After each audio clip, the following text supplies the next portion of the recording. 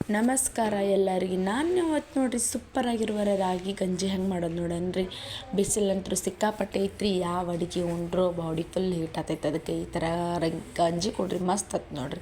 ಬೆಳ್ಳುಳ್ಳಿ, ಕೊತ್ತಂಬರಿ, ಒಂದು ಸ್ವಲ್ಪ ಜೀರಿಗೆ ಈ ಥರ ಕುಟ್ಟಿಟ್ಕೊರಿ. ಆಮೇಲೆ ರಾಗಿ ಹಿಟ್ಟು ತೊಗೋರಿ.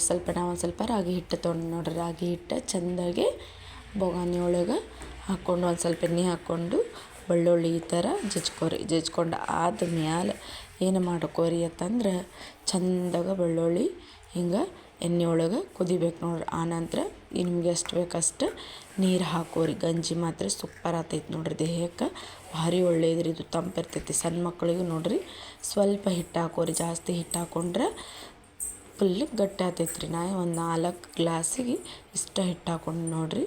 ಒಂದು ಬಟ್ಲು ಹಿಟ್ಟು ಹಾಕ್ಕೊಂಡಿದ್ರಿ ಅಂದ್ರೆ ಒಂದು 4 ಗ್ಲಾಸ್. ಆಮೇಲೆ ಕೊತ್ತಂಬರಿ, ಕೊಟ್ಟಿಟ್ಟುವಂಥ ಜೀರಿಗೆ ಹಾಕಿ ಕುದಿಸ್ಕೊರಿ ನೋಡ್ರಿ. ರಾಗಿ ಗಂಜಿ ರೆಡಿ ಐತೆ. ರುಚಿಗೆ ತಕ್ಕಷ್ಟು ಉಪ್ಪು ಹಾಕ್ರಿ.